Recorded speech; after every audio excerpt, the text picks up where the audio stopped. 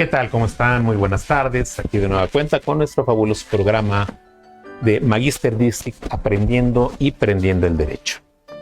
Nuestro laboratorio jurídico, por supuesto. Y hoy empezamos con una pieza musical muy interesante que los grandes conocedores de la música pudieron haber identificado inmediatamente, pero tampoco sería ningún pecado no poderlo haber hecho por una sencilla razón, porque es un autor poco conocido como tal. Y me refiero precisamente a este mismo sujeto que ven aquí en mi playera, que es Friedrich Nietzsche.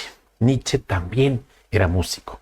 No solo era filósofo, no solo era poeta, no solo era un gran estudioso de muchos temas en general, sino que también era un músico. No fue realmente así como que muy sobresaliente en su momento histórico, pues porque también le toca vivir una época en la que el auge musical es muy fuerte en el ámbito, particularmente de la música clásica. Pero esta pieza es una pieza maravillosa, se llama Fantasía, y en la que esencialmente pues estamos escuchando un piano muy dulce, muy suave, ágil, ¿no? Movido, etcétera, etcétera. Pero en realidad es nada menos la pauta para una reflexión que queremos hacer antes de comenzar el tema de hoy, que es un tema también muy delicado, un tema de mucha vigencia, de mucha actualidad, que lamentablemente pues está generando pues muchas inquietudes socialmente hablando, porque va creciendo con una bola de nieve este problema. Vamos a recurrir a algunas cuestiones y algunos datos interesantes que nos van a ayudar a tener un contexto más claro. Pero hoy quiero empezar hablando de Nietzsche, precisamente un filósofo que curiosamente él muere precisamente en 1900, pero finalmente su filosofía trasciende de manera significativa a lo que es el siglo XX, y por supuesto que en la actualidad seguimos hablando de Nietzsche. Un hombre que tiene que ver con la visión existencialista, que en realidad parte de su filosofía, pues sí, claro, tiene un corte que puede sonarnos hasta pesimista en algún momento, pero que a su vez tiene contrastes muy interesantes, porque por ejemplo hay una frase que trabajamos mucho en la materia de filosofía del derecho, que es esta muy sencilla, que es una sola palabra en la que podemos resumir prácticamente esta visión nietzscheana acerca de la vida, ¿no? Y él dice, simple y sencillamente dice, vive, vive. ¿Por qué? Porque precisamente la vida, ¿no? Se observa como una condición efímera, como algo que realmente pues nadie sabe qué tanto está uno destinado a vivir, si muchos años, pocos años, mucho tiempo, la intensidad de esos años, que también es importante. Por ahí yo recuerdo que hace muchos años me regaló una tarjeta donde decía que no importaba los años de la vida, sino los años que le des a tu vida. Y esto tiene mucho que ver, repito, con esta visión existencialista, decir, pues ya estamos aquí, ahora vamos a entrarle duro, como debe ser, a esto de vivir y pues hacerlo con plenitud y con el máximo de ganas, porque finalmente la vida es un regalo divino, es un regalo que tenemos y que hay que aprovechar, por supuesto, al 100%. Otra visión también de Nietzsche que me encanta destacar es precisamente cuando él habla de esta posibilidad que tiene el ser humano de tomar decisiones. Él dice que en algún momento, cuando precisamente fuimos dotados de esta virtud, fue cuando las cosas, pues precisamente dejaron de ser funcionales al 100%. ¿Por qué razón? Porque la toma de decisiones, ¿en qué se sustenta? Finalmente somos seres imperfectos, y que en algún momento, al no ser reflexivos, al no detenernos a pensar con detalle algunas cosas, pues a veces tomamos decisiones apresuradas, tomamos decisiones aceleradas, y esto nos lleva a que no haya sido precisamente la mejor decisión de ellas. Pero finalmente es parte del libre albedrío que tiene el ser humano, de esta voluntariedad que tenemos los seres humanos, y que nos obliga a generar también una forma de hacernos cargo de la misma, o sea, es decir, ser responsables de las decisiones. Y esto es parte de lo que representa un problema, por supuesto, para todos, porque no es lo mismo la toma de la decisión a que también después tengamos la capacidad para afrontar y enfrentar todo lo que va a representar y todo lo que va a ser las secuelas naturales de una decisión, como sea, buena o mala. Regularmente, cuando es mala la decisión, pues es cuando mucho más trabajo nos cuesta responsabilizarnos de todas esas consecuencias, ¿no? Y bueno, ya para dejar un poquito en paz a Nietzsche, yo les quiero comentar que efectivamente hay una visión muy interesante que él tiene acerca de la propia percepción que tenemos de las cosas. Hay un texto maravilloso que se llama Verdad y Mentira en un sentido extramoral, donde lo primero que él dice es una crítica muy fuerte al ser humano, en el sentido de generar toda una alegoría, tratando de explicar en qué momento surgió el conocimiento. Y él lo traduce a que se trata de un acto de completa soberbia del ser humano, con esta condición diminuta que tenemos frente a las dimensiones que tiene el universo, que ni siquiera sabemos sus confines, y que en algún momento se nos ocurrió, ¿verdad? En un destello con gran sarcasmo lo dice, en un destello de inteligencia, ¿no? Como seres que nos asumimos de esta forma, pues fuimos y queremos el conocimiento. Y lo real es que él dice que pues finalmente vivimos rodeados de alegorías, de imágenes, que en realidad es difícil que tengamos una plenitud de conocimiento de lo que es la verdad y lo que sucede, ¿no? En el día a día. Pero bueno, finalmente pues es una filosofía muy intensa que habría que revisar, que habría que leer con calma. Hay unas obras maravillosas de Nietzsche que recomendamos perfectamente que se lean. Claro, está el lado oscuro de esta filosofía que puede tener que ver con temas como la idea del superhombre, esta cuestión del racismo, etcétera. Pero pues como ya lo hemos dicho en otras sesiones, lo real es que tenemos que tratar de analizar a los hombres no solo en su contexto, sino también en función de en qué parte del desarrollo humano se están desenvolviendo, ¿no? Y él, en su rol de filósofo, pues nos dejó una tarea muy interesante acerca de preguntarnos precisamente sobre aspectos muy profundos del tema de la existencia, del ser, y con esa conclusión fundamental que se resume, repito, en la frase con la que empezamos este análisis. Vive. Vamos a vivir. No es que seamos nietzscheanos necesariamente, pero sí me parece que no hay un solo filósofo que no haya dicho algo que sea rescatable para que nosotros vayamos construyendo una visión amalgamada, ecléctica, de cómo tenemos que ver la vida y cómo nos visualizamos en el día a día. Y bueno, pues hoy tenemos un programa en el que, pues vamos a decirlo así, pues lamentablemente hay que entrarle a estas cuestiones, ¿no? Y digo lamentable porque no me refiero a que lamentemos hacerlo, sino que tenemos que hacerlo porque lo lamentable es que existan estos fenómenos en la vida social cotidiana, ¿no? Y hoy vamos a hablar de un tema muy delicado que es el tema de las madres buscadoras. Mujeres movidas por algo que es fundamental y que es esencial y particularmente en la cultura mexicana, que es el tema del amor. Me parece que atrás de cada madre buscadora hay eso, un amor que mueve, un amor que se siente dañado, afectado, incompleto por una vivencia trágica que está generándose en ese entorno de esa madre, de esa mujer, que no solamente son mamás, también son esposas, también son hijas. Y es un dolor que difícilmente podemos reflejar o podemos tener una claridad de su alcance, pues porque simple y sencillamente no lo hemos vivido. Entonces, y ojalá, por supuesto, ojalá no sea el caso para ninguno de los que nos escucha que esto suceda, y ojalá fuera para nadie, vaya, que a nadie tuviera que pasar por estas cosas. Pero lamentablemente estamos en una sociedad en la que pues hay quien hace de su forma de vida el sufrimiento humano, ¿no? Hay gente que vive del sufrimiento humano y esto es lo que hay de fondo en esto que estamos comentando. Y bueno, tenemos a invitada a una de mis chicas de aquí del CUEG, que es una de mis brillantes alumnas ya del sexto cuatrimestre, que ahorita está cursando conmigo Filosofía del Derecho, ha llevado más materias conmigo, y ella fue la que me propuso precisamente el tema. Me dijo, doctor, me encantaría que platicáramos de las madres buscadoras, y es el tema de hoy. Pásale, Eli, si eres tan gentil, bienvenida. Pasa, por favor. Adelante, toma asiento. Hola. Y bueno, pues ya estamos aquí. A ver. Para generar contexto, primero tendríamos que tratar de definir a qué le llamamos o qué es lo que entendemos como madres buscadoras. Sobre todo si nos ven en otros lugares, porque ya nos han comentado en ocasiones de otros países que nos alcanzan a ver. Como que hay conceptos muy mexicanos, ¿no? Hay expresiones muy mexicanas. Y otra vez, lamentablemente, algunas de ellas pues tienen que ver con una subcultura terrible que puede estar asociada incluso a situaciones de antisocialidad, delictivas, tragedias, dramas, ¿no? Creo que las redes ahorita están inundadas de temas muy curiosos sobre cómo ha sido la interacción de los mexicanos con los extranjeros que andan aquí en el país a raíz del mundial, ¿no? Y cómo los traen en salsa, los traen a pan y agua, y ya ves que el mexicano casi no es bully, entonces no, por supuesto nada. Que no los hacen sufrir muy felices. No, pero a lo mejor, pues ahora sí que corazón que no ve, que como dicen, ojos que no ven, corazón que no siente, ¿no? Entonces a lo mejor ni siquiera se enteran de cómo lo están bulleando y hasta que llegan a sus países les va a decir, oye, mira, fuiste el oso del año, ya fuiste viral y resulta que fue porque te bulearon y porque se burlaron de ti. Sí. Terrible, pero bueno, finalmente es parte de nuestra cultura mexicana también. Pero bueno, a ver, ¿qué entenderemos por madres buscadoras? ¿Cómo podremos asociar este concepto de la madre buscadora? ¿Tú cómo lo ves, Celia? Es una mamá que está buscando a su hijo que está desaparecido, su desaparición forzada, y que desafortunadamente no lo encuentra. Quisiera encontrarlo, o quisiera mínimo, como los mencionan en sus videos, en cualquier red social, los mencionan, quiere mínimo encontrar su cuerpo.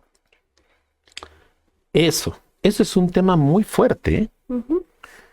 A ver, porque puede sonar paradójico o contradictorio. O sea, te busco y te quiero encontrar, pero como sea te quiero encontrar. Es decir, no es tanto, porque además con los pies, relativamente con los pies en la tierra, yo porque me imagino que siendo algo tan delicado y tan grave, pues uno quiere ver a su familiar, a la persona de sus afectos sana, entera, y que entre como si nada más hubiera ido a la tienda, como si no hubiera ido a la escuela, a trabajar en la casa, ¿no? Eso uno esperaría eso. Pero ¿cuál es el grado de resignación que tendría que generarse a partir de la realidad para que una mujer diga, pues aunque sea sus restos, ¿no?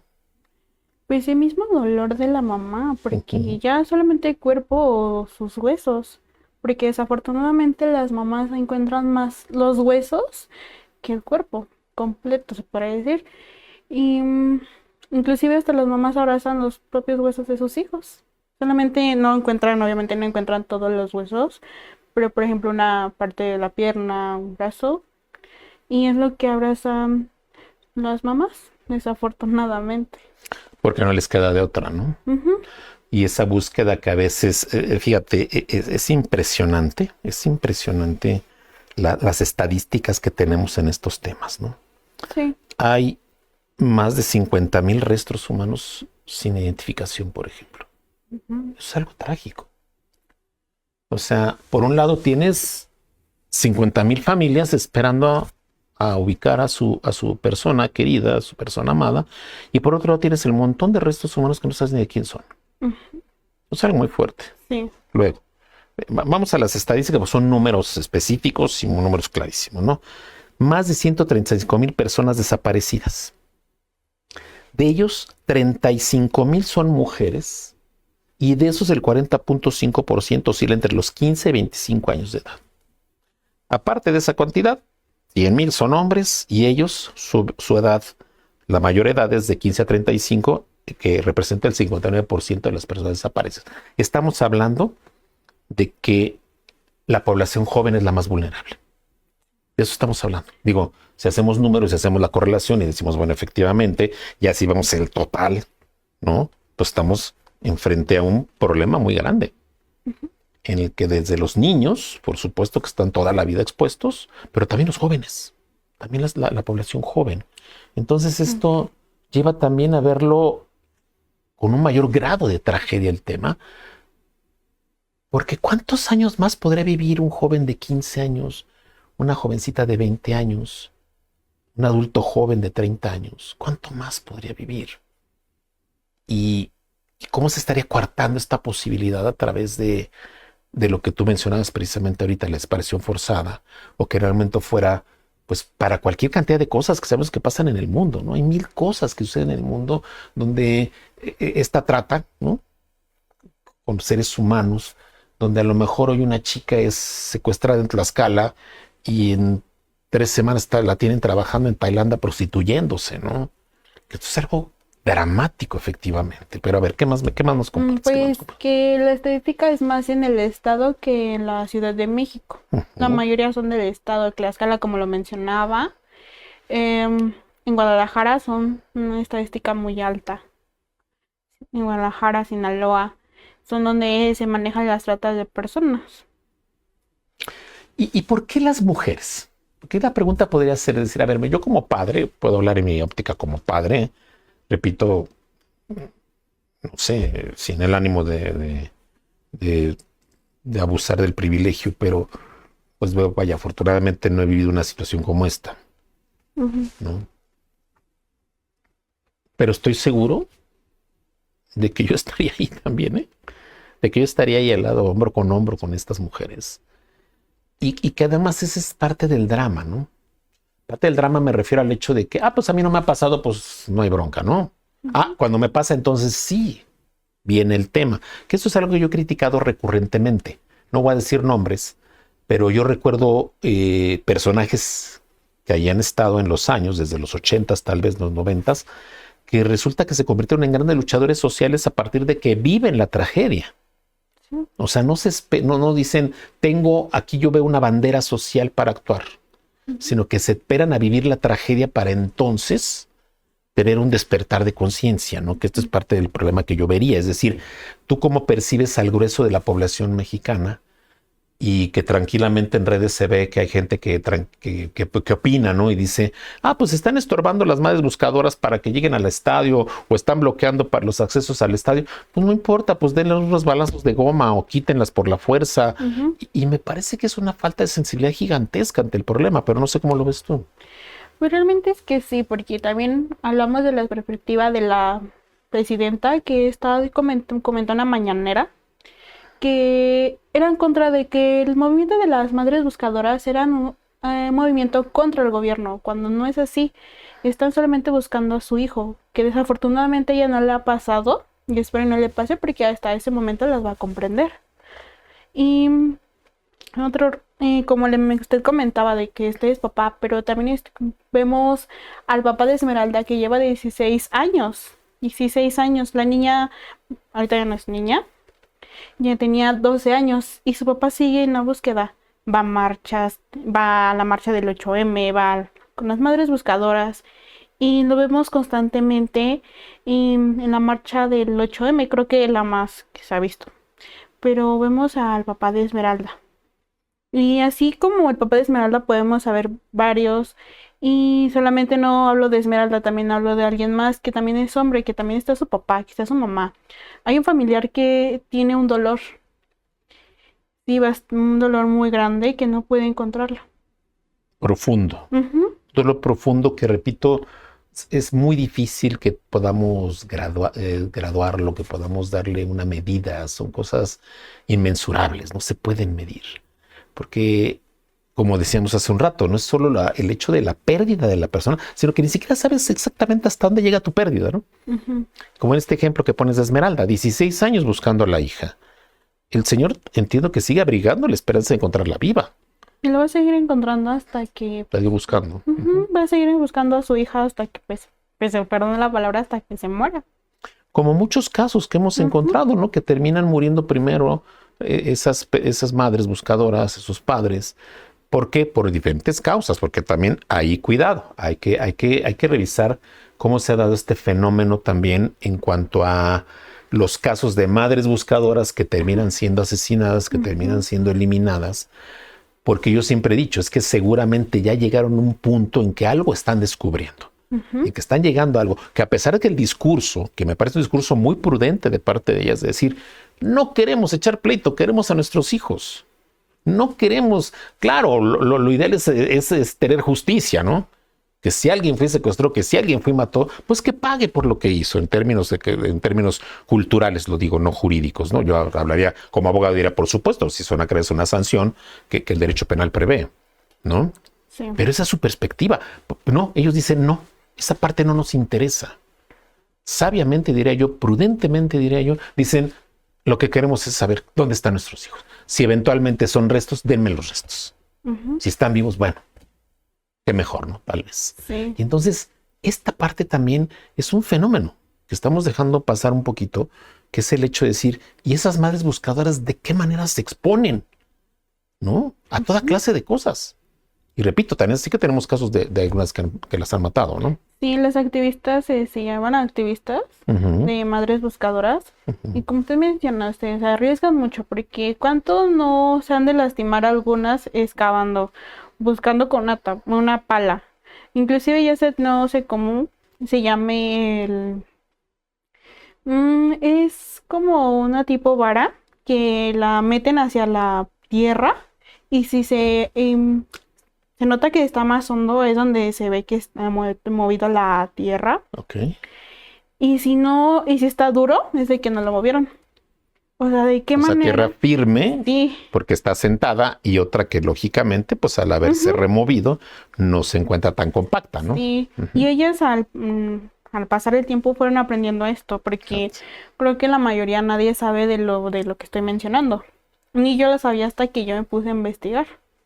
Sí, es una técnica muy interesante, ¿no? Ujú, Y que qué bueno que nos compartes con el auditorio, porque efectivamente hay que desarrollar habilidades que no tienes, ¿no? Para llevar a sí, cabo tareas como esta, de ir a buscar a las hijas, a los hijos, sí. a los hermanos, a los esposos, etcétera. Y, y otra vez aquí juega otro elemento fundamental. Y sin el ánimo de sonar sexista en ningún sentido, pero por supuesto que no es lo mismo querer agarrar una pala. Ujú, Pero las mueve el amor otra vez, ¿no?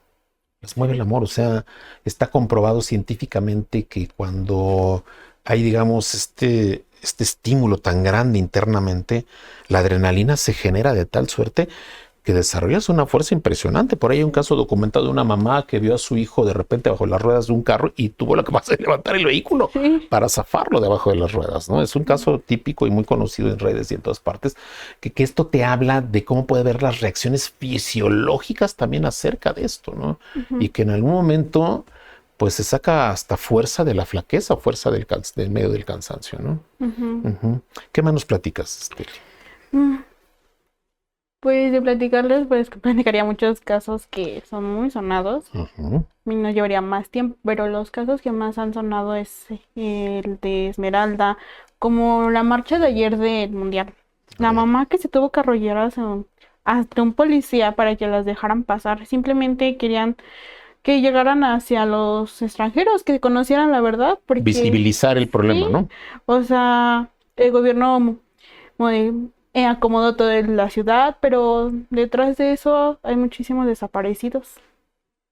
Sí, visibilizar el problema, porque es lo que se Ujú, busca, porque finalmente cuando tú tienes un evento tan importante como es el Mundial de Fútbol, y digo importante en el sentido, como lo decían hoy en la mañana por ahí, una comunicadora decía, es lo menos importante de lo más importante, ¿no? ujú. Pero me refiero importante en cuanto a que le trasciende a la sociedad y le interesa a la sociedad. A mí me encanta el fútbol, por supuesto, pero pues esto no significa que por eso debo dejar de trabajar o dejar de cumplir con mis tareas, con todas Ajá. mis obligaciones, ¿no? Y esto representa a su vez en términos mediáticos que los ojos del mundo están puestos en México. Ujú, El cálculo que se hacía ayer era de 2.000 millones de personas en el mundo viendo la inauguración, ¿no? Y estando ujú, atentos al inicio del Mundial. Ya no sé si se quedaron a ver el partido de México contra Sudáfrica, ya es otro tema, pero finalmente sí tenías al menos los ojos también de medio México puestos ujú. en el partido, ¿no? Y Sí, entonces esto te lleva a que son escenarios importantes para poder hacer visibles estos fenómenos, estos problemas, ¿no? sí. Y desafortunadamente esto lo que comento de la marcha de las madres buscadoras no pasó en las noticias ni estuvo viral en redes sociales. Hasta que subieron el video de la mamá cómo está arrodillando y cómo los mismos de las que estaban ahí acompañando la tuvieron que levantar. Porque la mamá estaba arrodillada y estaba llorando, pidiendo que la dejaran pasar. Cuando no lo estaba agrediendo, no le estaba haciendo algo. Y pues simplemente, y los policías nomás la estaban viendo. Y pues es algo que enoja. Esto que es claro, y además tú, precisamente a mí me pasó exactamente lo mismo. Estaba yo con mi hijo el Bombón, viendo pues toda la parte de la inauguración, viendo, y estábamos muy atentos simultáneamente, buscando canales en los que no estuvieran pasando el partido de fútbol, Ujú, pero que generaran noticias acerca de lo que estaba sucediendo en todo el entorno, y los medios callados. O sea, tú no veías que realmente, o sea, parecía que todo aquello que se había pintado como todo un drama desde el propio 10 de junio, toda la ujú, semana, las marchas de los profesores de la Coordinadora Nacional de Trabajadores de la Educación, las marchas también que venían anunciando los propios colectivos sobre madres buscadoras, el tema también del Poder Judicial, en fin, había varios temas, había varios por ahí que todo pintaba a que fuera un caótico 11 de junio. sí, Y, y de repente tú observas que con toda la tranquilidad del mundo se llevan a cabo los eventos. ujú, Pero no fue así. O sea, lo real es que hubo mucho bloqueo en la información, se privilegió informar acerca del desarrollo del inicio del Mundial, más que lo que realmente estaba pasando en la Ciudad de México. Y que esto ujú, nos tiene que decir también de algo que habría que reflexionar, ¿no? Una parte de la reflexión tiene que ir hacia ¿Qué rol juegan los medios de difusión colectiva? Finalmente ya sé que tenemos redes, que tenemos otras herramientas, que gracias a lo que tú comentabas, gracias a las redes fue que nos fuimos a enterar de ciertas cosas. Que fue cuando yo le dije a mi hijo, ahora vamos a meternos a redes, porque yo no estoy viendo absolutamente nada en los canales de televisión, vamos a las redes. Y fue cuando empezamos a ver que había ciertas situaciones, ¿no? Y entonces tú dices, ¿qué tanto realmente también hay actitudes de complicidades o de encubrimientos que provengan de quienes finalmente tienen la capacidad de informar a la población y que en algún momento sesgan la información, ¿no? La sesgan y hacen ver que todo es miel sobre hojuelas? Y lo real es que no es así, porque vuelvo a lo mismo. Lamentablemente lo real es que no es así. Que hay situaciones en realidad que están pesando mucho y que están precisamente, pues, incomodando a la población en general, pero todo se maquilla, ¿no? Todo está maquillado, ¿no? Sí, también no digo que los medios también oculten todo, sino que también nos han silenciado, porque hay muchos reporteros que también los mataron, que ya, igual que desaparición forzada, que igual como las madres buscadoras, pues fue lo mismo, porque quisieron dar una noticia que fuera verdad, y pues gracias a no sé quién las haya mandado a silenciar, pero ya no están, no supieron más, o sea, como lo menciono. Y los reporteros también han desaparecido. Los han El caso de silenciado. Roxana, ¿no? El caso de Roxana, por ejemplo, que ahora resulta que por ahí alguien declaró, ¿no? Pues que para qué se dedica a decir esas cosas, ¿no? O sea, como culpándola de haberse realmente metido sí, en sí. temas ahí escabrosos. Pero pues es que hay cosas que si no se dicen, pues pasan de noche para la población, ¿no?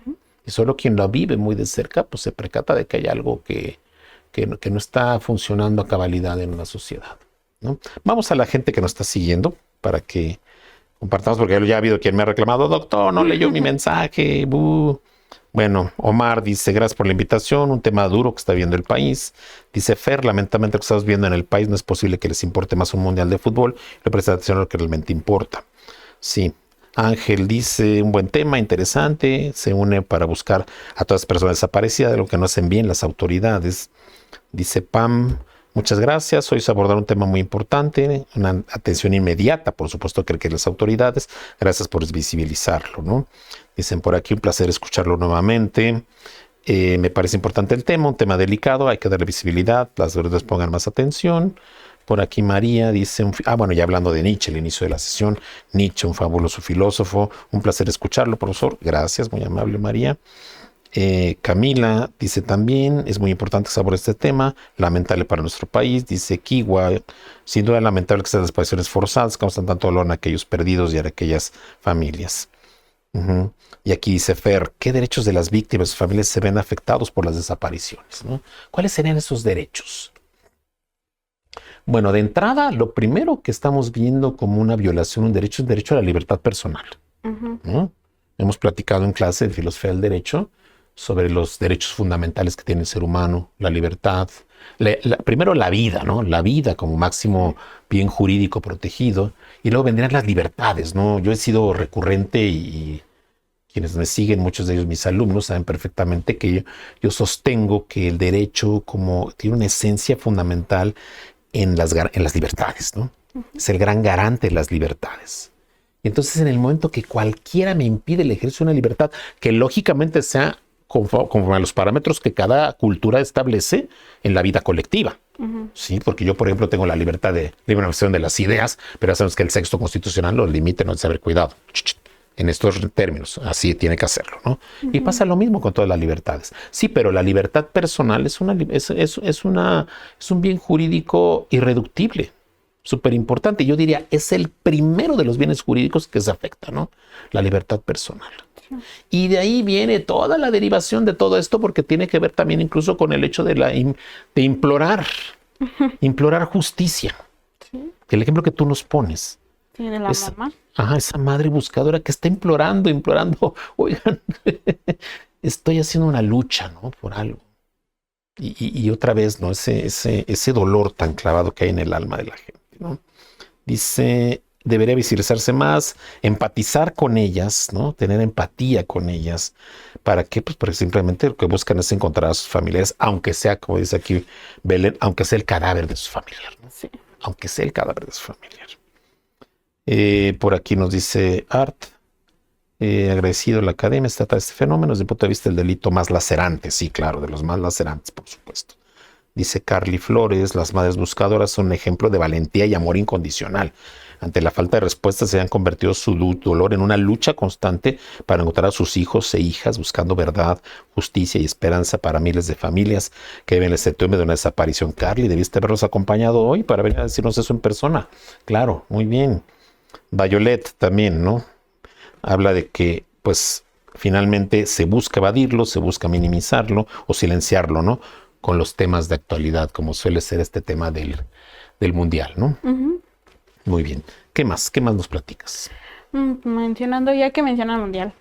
Sí, muchos se dieron cuenta cuando hacían de la transmisión del mundial, cuando hacían del dron para ver el estadio completo, se dio cuenta que parecía que estaba desierto, pero realmente es que no, estaba llenísimo y parte de ello estaban las madres buscadoras.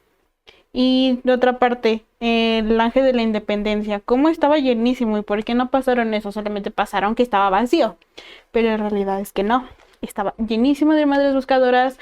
Varias madres pusieron pancartas de los desaparecidos y creo que eran extranjeros, no sé, que las intentaron quitar para taparse. ¿Cómo pueden hacer eso? Falta de sensibilidad, ¿no? Sobre el tema, pero además no sabe uno hasta dónde es una falta de sensibilidad auténtica o pues simplemente hay intereses de por medio, ¿no? También en algún momento para invisibilizar, ahora para invisibilizar un movimiento que es completamente legítimo, ¿no? Sí. Bueno, por acá nos dice Alo, dice, yo también amo el fútbol y se me hace una real injusticia lo que hace la presidenta para callar y no darle importancia a lo que realmente tiene que poner énfasis en su país, ¿no? Por otro lado, se cerraron carreteras y nadie pasó eso en las noticias. Ese es un dato interesante, ¿no? O sea, ha habido repercusiones finalmente, pero pues se cumplió el objetivo, ¿no? Aparentemente, ¿no? Se llena el estadio, van y llegan los equipos contrincantes, y esa es la parte que les preocupaba a ellos como FIFA, como país comprometido, porque también hay que entender esta parte. O sea, finalmente somos un país que estamos comprometidos a llevar a cabo una fiesta mundial, ¿no? Pero eso no quiere decir que nos entendamos de los temas nacionales, por supuesto, ¿no? O sea, y para eso, ¿cómo evitas una protesta? Eso es una cuestión de sentido común para todos, ¿no? ¿Cómo evitas una propuesta? Pues evitando el problema que da pauta para la protesta, ¿no? Si no quieres que te proteste alguien, pues no generes las condiciones para que lo haga y atiende el tema, ¿no? Y estos números que dijimos son números oficiales, ¿no? O sea, suena fácil decir 135,000 personas desaparecidas, pero piensen en el drama de 135,000 familias. Estamos hablando de 135,000 familias que están sufriendo esto. Y estamos hablando de esas madres que deciden salir a la calle y luchar, pero hay muchas otras que a lo mejor, pues, tienen que escoger entre seguir alimentando a sus demás hijos, llevar un pan a sus casas, que buscar por el hijo que falta, ¿no? Que ir a pelear por el hijo que falta. Tienen que escoger eso a veces. Entonces también esa parte, ¿no? ¿Cuántas entrevistas no vimos de madres buscadoras que dijimos, yo no puedo ir porque tengo que trabajar, vivo acá, no puedo ir a la Ciudad de México, no tengo ni siquiera los medios para llegar allá, pero ya les mando una carta, pero ya quién sabe qué. ¿Por qué? Porque el movimiento sería mucho más grande si hubiera recursos en algún momento para moverse y reclamar, ¿no? Pero vuelvo al tema. Finalmente, ¿dónde está la solución? Pues en evitar el origen. En este país, ya lo dije en algún programa, en este país pensamos más en las consecuencias que en las causas, ¿sí? Y si sabíamos que tenemos un mundial desde hace 8 años, creo que debemos tomar las medidas necesarias de control en todos los sentidos, ¿no? Y esto implicaría que resolver problemas públicos, ¿no? Y no hacer promesas a diestra y siniestra que derivan después en movimientos sociales, que ahí los tienes en la puerta la puerta del palacio, ni siquiera el palacio no se puede, ¿no? Porque está todo ahí flanqueado, pero los tienes ahí las puertas de la ciudad, a las puertas de los eventos importantes, ¿no? Pero bueno. En fin, vamos a un último comentario para ir a nuestro primer corte. El movimiento de las madres buscadoras es sin duda alguno de los movimientos sociales más impactantes en México. Ya lo han perdido todo y lo único que les queda es la fe en encontrar la verdad y la esperanza de la justicia. Sí, en su perspectiva, por supuesto que lo veo igual. Para una madre la vida de un hijo es algo realmente trágico. Muerta en vida. Sí, fíjate que les voy a compartir una experiencia personal. Cuando yo era niño, y hace muchos años, porque sí fui niño, por supuesto, alguna vez, que sí lo fui además, fui niño, aunque no lo puedan creer, fui niño alguna vez en mi vida. Y resulta que yo tuve un hermano. Tuve un hermano mayor que yo y luego tuve un hermano que me seguía inmediatamente. Y él nació con una enfermedad muy rara. Él nació con inmunodeficiencia. O sea, es muy semejante al SIDA, pero el SIDA es adquirida, ¿no? O sea, la persona nace normal, sin problemas de salud, pero a través de que adquiere el VIH, el virus de inmunodeficiencia humana, pues se aniquila todas sus defensas y bye. En el caso de mi hermano, nació sin defensas y no las generaba. Entonces, yo recuerdo cuando éramos niños, pues pequeñitos, yo jugaba con él era un bebé, derivado de las altas fiebres que tenía, había crecido mucho, era muy grande para su edad. Y él muere. Él muere como al año y medio más o menos de haber nacido. Y la referencia de familia es gigantesca en ese sentido de la pérdida que representó para mis padres. Mis padres, después de que mi hermano tuviera 40, 50 años de muerto, seguían llorando como si hubiera pasado un día antes, el día anterior.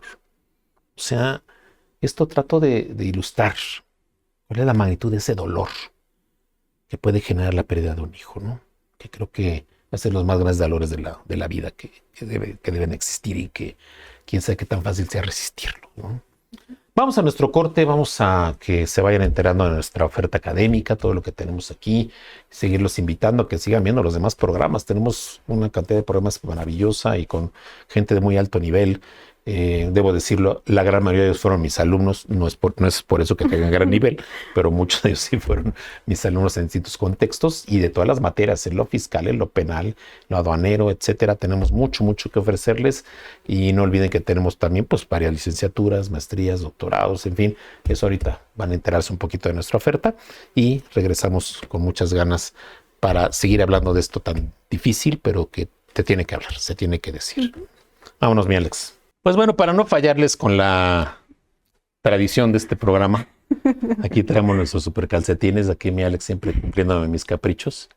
Y estamos aquí para levantar tantito el ánimo nada más, ¿no? Para que vean cómo hoy nos acompaña otra vez. Hace 8 días también traemos unos de Snoopy y ahora traemos Snoopy, pero también ahora con el fabuloso Plumita, ¿no? Y aquí estamos, pero bueno. Vamos a retomar nuestro programa. Tenemos mucha participación del público, es algo que nos gusta mucho, sobre todo porque pues también la intención es que se sientan atendidos, que se sientan como parte del programa, es como tenerlos aquí sentados con nosotros, por supuesto, ¿no? Vamos a ver, dice por aquí Jennifer, le agradezco la invitación. El tema de las madres buscadoras sin duda es un tema de mucha importancia y más ahora con el tema del mundial, pues el gobierno deja en claro que prefiere prestarle atención a la comodidad de los extranjeros que los asuntos del país.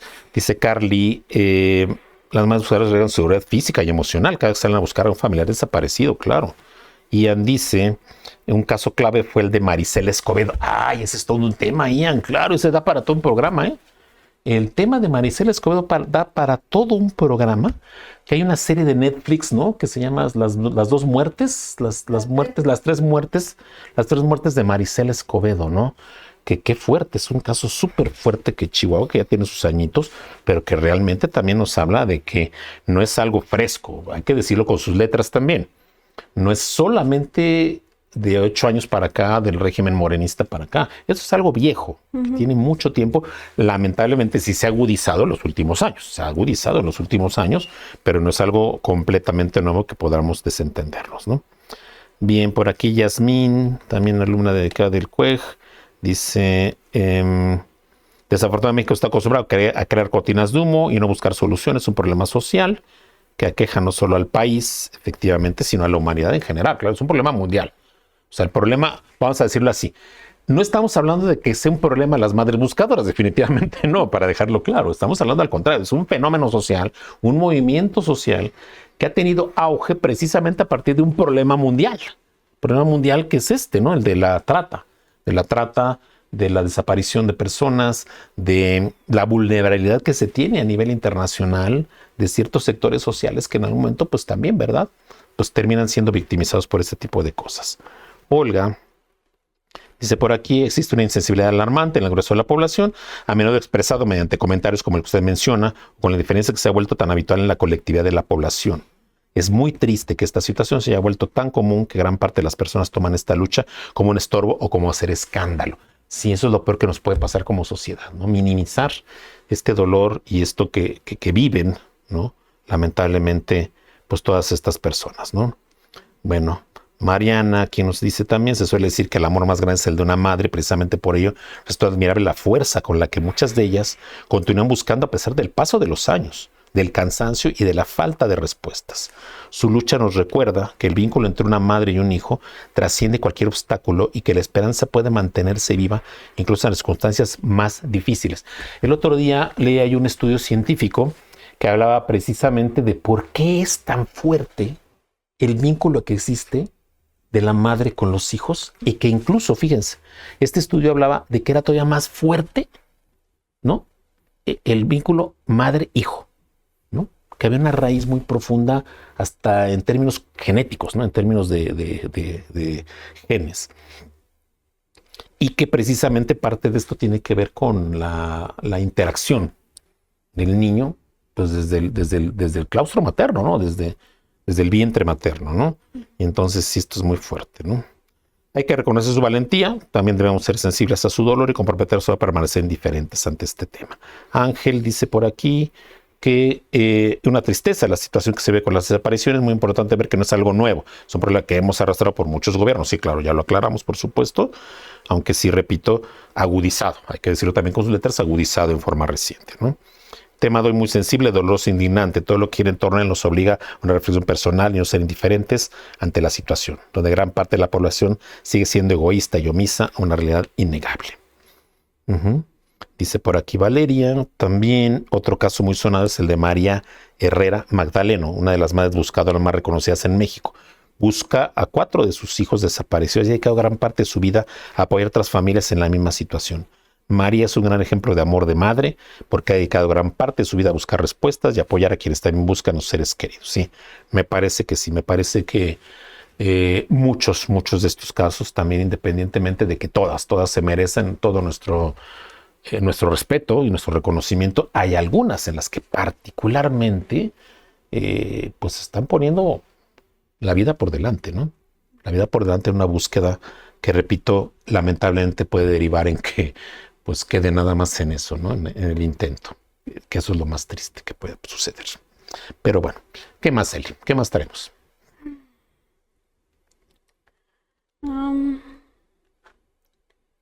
También mencionamos, no sé si sabían de Jalisco que apenas encontraron como 400 bolsas de cuerpos y en algunos no estaban completos.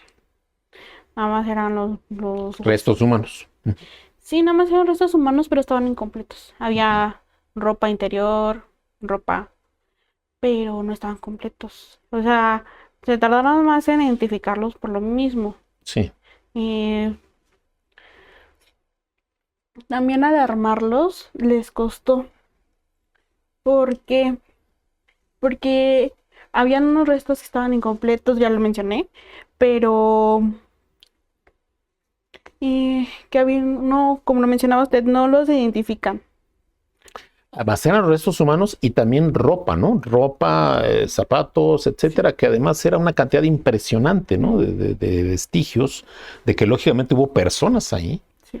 Y que, por supuesto, que hubo a quienes se les mató. Parecía como un centro de concentraciones, de estos campos de concentración, ¿no? A mí me vino a la mente luego imágenes de tipo como de campos de concentración, donde de repente pues se quiso argumentar que por ahí más que nada eran como centros de adiestramiento o alguna cosa por el estilo.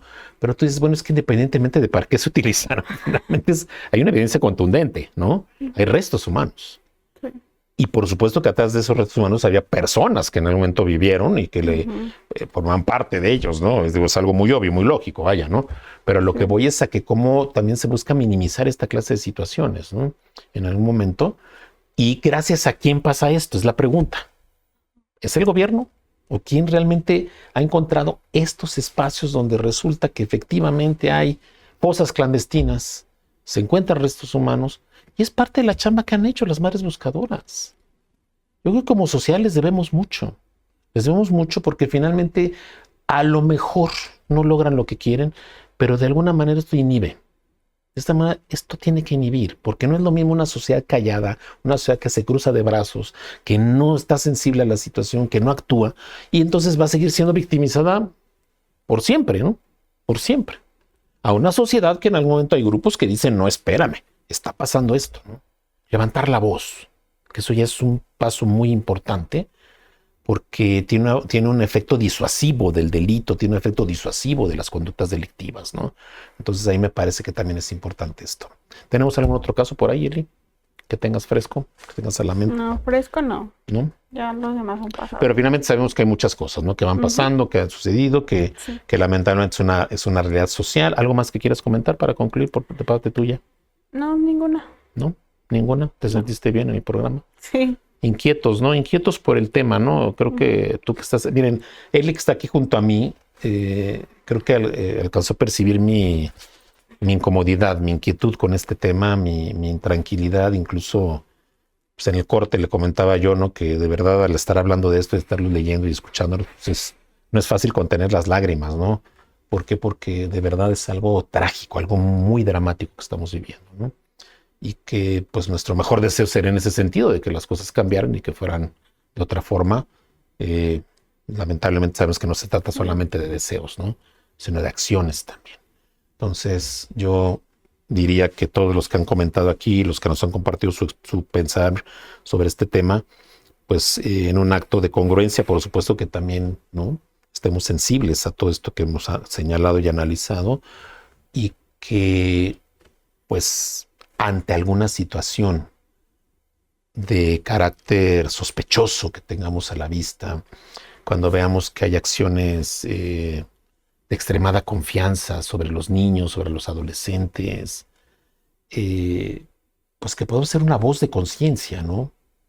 Y cuando digo esto me refiero a que, por ejemplo, y voy así en voz alta pensando, no sé, tienes un hermano que tiene un hijo adolescente, una hija adolescente, y que tranquilamente la va a dejar ir a una fiesta a 10 kilómetros de donde vives, que no sabes ni con quién va, ni a qué hora va a ir. Híjole, pues tener esa cautela, ¿no? Decir, oye, ¿sabes qué? No, espérame, ¿no? O sea, no es una prioridad que vayas a una fiesta a tus 15, 16 años, discúlpame. Perdón, no quiere decir que tengamos que vivir todos acuartelados. Quiere decir que hay que vivir con mayores, ¿no?, precauciones en general, ¿no? Y cuidar a nuestros adolescentes. Los adolescentes son un grupo vulnerable al 100% en todos los sentidos. ¿Por qué? Porque están viviendo una época en la que ellos se soportan. De verdad. Entonces necesitan ese apoyo, ese soporte emocional. Necesitan sentirse amados, sentirse importantes para quienes les dicen amar, pero a veces no se los dicen tan seguido, ¿no? O no es tan manifiesto, no se ve tan en el día a día ese amor hacia los hijos. Y es parte de la chamba que hay que hacer, ¿no? O sea, la parte preventiva. Yo he insistido mucho en eso y nos van a seguir escuchando en estos programas hacer énfasis en esta de la parte preventiva del delito, ¿no? O sea, evitar la victimización. ¿Cómo lo evitamos? Pues siendo más cautelosos, siendo más prudentes, siendo más desconfiados. Hay que ser desconfiados, de verdad, porque la confianza es precisamente el caldo de cultivo idóneo para toda clase de victimizaciones. Es que yo confío en él, es que confío en ella, pues es que es mi comadre, pues es que es mi tío, es que es el abuelo, es que es el novio. No. A ver, perdón. Nosotros como padres siempre tenemos que saber dónde están nuestros hijos. Y ahora con tanta tecnología, hay hasta aplicaciones en las que le pones al hijo en el celular una aplicación y le dices, órale, y ya sé dónde estás y qué. Y ya lo de menos es si se porta bien o se porta mal lo que están haciendo, ¿no? Lo que por eso es que sepamos que están bien, ¿no? Que eso es muy importante. Entonces esto ayuda a inhibir, porque también recuerden ustedes que está explorado a nivel de criminología y de ciencias penales que la respuesta inmediata es muy importante cuando hay la desaparición de una persona, y que compromete mucho la posibilidad de ubicarla si pasan más de 48 horas, ¿no?, de desaparición de la persona. Entonces, esto lógicamente pues es también parte de, ¿no?, de que hay un inicio, ¿no? Porque ha habido casos de mujeres desaparecidas que aparentemente es más sencillo dar con ellas, pues porque tuvieron la precaución de decir, oye, estoy en tal lugar, ¿no? O mandó su última ubicación en tal lugar, entonces se va al lugar y entonces ya tienes por lo menos un punto de partida, ¿no?, para hacer una búsqueda más formal, ¿no? En fin. Pero bueno, pues aquí estamos con toda la indignación a flor de piel. Ya nada más algunos comentarios más que vamos a compartir, ¿no? Alan hace el énfasis también en el hecho de que hay que darle importancia a lo que está pasando. Pues claro que es triste que haya madres que tengan que unirse para poder dar con el paradero de sus hijos, ¿no? El generar estas uniones de las personas, ¿no? Me parece que esto también nos habla otra vez de una condición crítica, ¿no? En fin, pues nos llevará mucho tiempo seguir leyendo todo lo que nos han compartido. Seguramente lo vamos a leer con toda la calma del mundo. Les agradecemos mucho. La verdad es que quiero hacer énfasis en este programa de que es en el que más participaciones hemos tenido a nivel de nuestros comentarios, nuestro chat paralelo que va de la mano de esta emisión. Y pues bueno, decirles que es parte de un esfuerzo que tenemos que hacer como sociedad, ¿no? Una conciencia social. Parte de estos programas no solamente están enfocados y se han dado cuenta los que nos han ido siguiendo, si me no fallan las cuentas, creo que es el programa número 14, pero los que nos han estado siguiendo se pueden haber percatado de que no es nada más venir a hablar del derecho en forma fría, ¿no? Porque claro que el derecho puede verse de esta frialdad, ¿no? De lo que dice la norma, lo que dice la ley. No, pero también hay un lado humano muy importante atrás de esto. Y es parte de lo que tratamos de hacer aquí, un programa en el que no solamente nos enteremos, que aprendamos y prendamos al derecho, como dice nuestro eslogan, sino que también generemos esa sensibilidad. ¿Derecho para qué? ¿Para qué el derecho? ¿Por qué el derecho? La importancia de la norma jurídica, la importancia de regular estas conductas y sobre todo de generar una preocupación social acerca de situaciones que sí están pasando, que en lo que lo estamos hablando aquí, algo está sucediendo lamentablemente. ¿No? Y bueno, pues habrá que hacer esa conciencia, ¿verdad? Gracias, Eli, por acompañarnos. Gracias a todos por acompañarnos en este programa de Magister Dixit, aprendiendo y prendiendo el derecho. Laboratorio Jurídico, aquí estamos